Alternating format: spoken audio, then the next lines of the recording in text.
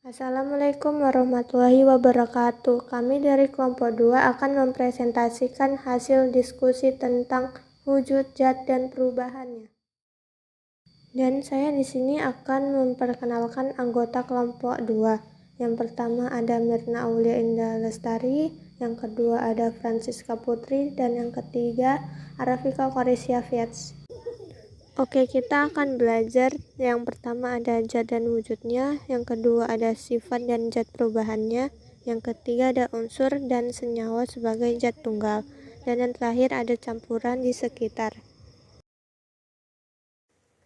Zat dan wujudnya. Zat adalah sesuatu yang memiliki massa dan menempati ruangan. Ada 3 macam wujud zat, yaitu zat padat, cair, dan gas. Contohnya ada zat padat, cair, dan gas. Di sini ada gambar zat padat, cair, dan gas. Selanjutnya pengertian zat padat. Zat padat yaitu sebuah materi yang mempunyai bentuk dan juga volume ataupun ruang yang ditempati zat padat, cair, dan juga gas tertentu. Selanjutnya wujud zat padat ada sifat, ciri, dan contoh. Sifatnya bentuk tetap, volume tetap, tidak mudah mengalir. Dan cirinya partikel tersusun rapat dan teratur, memiliki gaya tarik-menarik antar partikel yang kuat. Contohnya yang pertama ada besi, yang kedua kayu, dan yang ketiga kerikil. Ada pula pengertian zat cair. Zat cair adalah zat atau benda yang memiliki volume tetap tetapi berubah bentuk tergantung tempat atau wadahnya.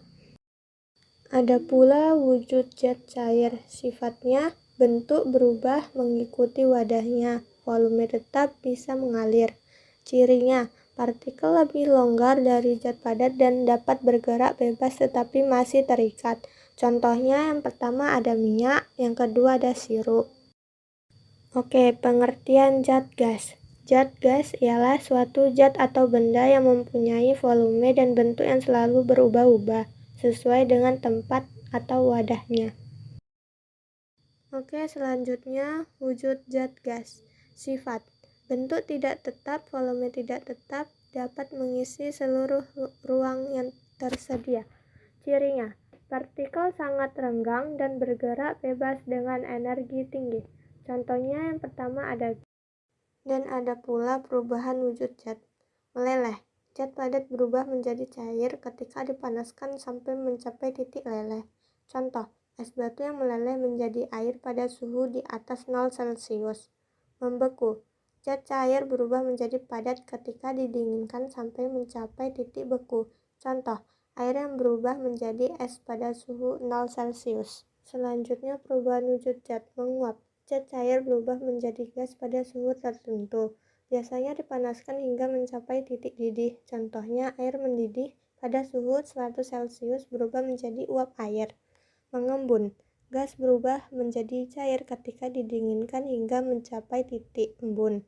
Contoh, uap air di udara yang mendingin dan berubah menjadi tetesan embun. Perubahan fisika. Perubahan fisika adalah perubahan yang terjadi pada suatu zat atau materi tanpa disertai terbentuk zat baru. Dengan kata lain, hasil perubahan tersebut masih memiliki sifat fisika yang sama dengan zat awalnya. Perubahan hanya terjadi pada bentuk, warna, ukurannya saja. Contohnya seperti gambar yang di samping. Perubahan kimia. Perubahan kimia adalah perubahan yang menghasilkan suatu zat baru dan tidak dapat dikembalikan. Perubahan menghasilkan jenis dan sifat materi berbeda atau baru.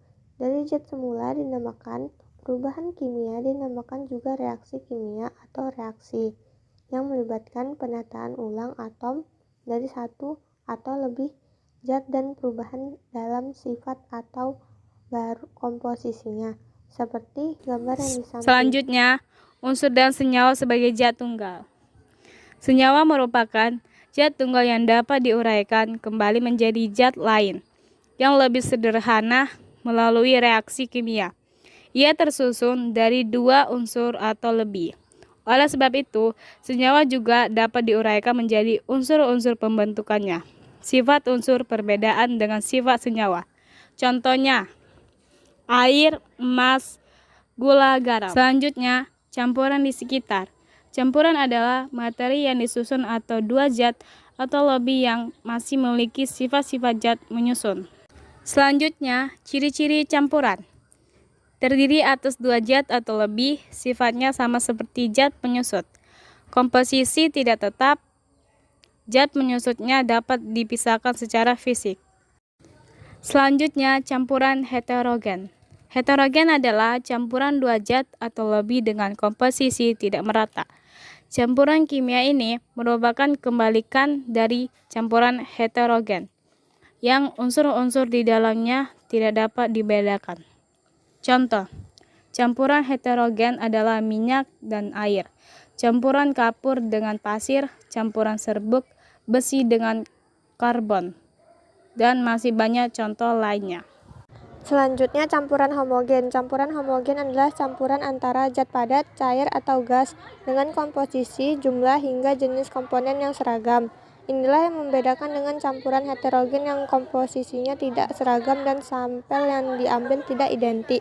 Seperti gambar yang di samping, ada air tambah gula dan sebelahnya air tambah pasir. Metode pemisahan campuran. Pemisahan campuran dengan cara filtrasi sendiri memang merupakan salah satu cara pemisahan campuran untuk memperoleh zat murni dari campuran tersebut.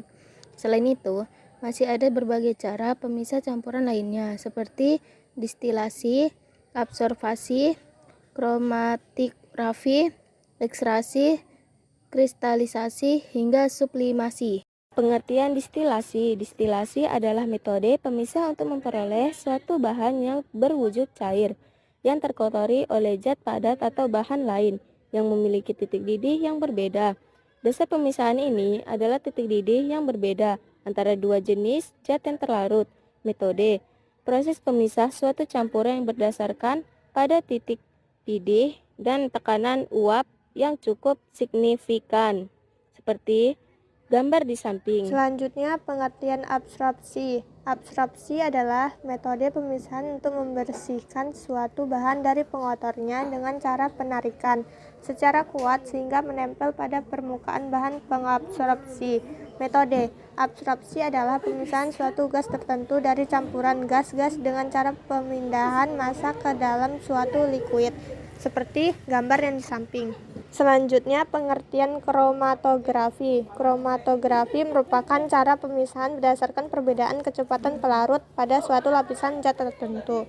Metode cara memisahkan molekul pada pergerakan antara fase gerak dan fase diam yang digunakan untuk memisahkan komponen berupa molekul di dalam sebuah larutan, seperti gambar yang di samping. Pengertian ekstraksi. Ekstraksi adalah metode pemisah dengan melarutkan bahan campuran dalam pelarut yang sesuai. Metode proses pemisahan bahan dari campurannya dengan menggunakan pelarut yang sesuai, seperti gambar di samping. Selanjutnya ada pengertian kristalisasi. Kristalisasi adalah metode pemisah untuk memperoleh zat padat yang terlarut dalam suatu campuran. Metode dasar dari metode ini adalah kelarutan bahan dalam suatu pelarut dalam titik beku, seperti gambar di samping.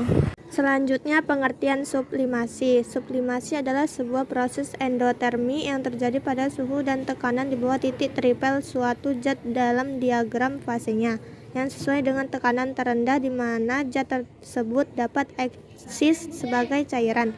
Metode pemisahan campuran dengan menguapkan zat padat tanpa melalui fase cair terlebih dahulu sehingga kotoran yang tidak menyublim akan tertinggal, seperti gambar yang di samping.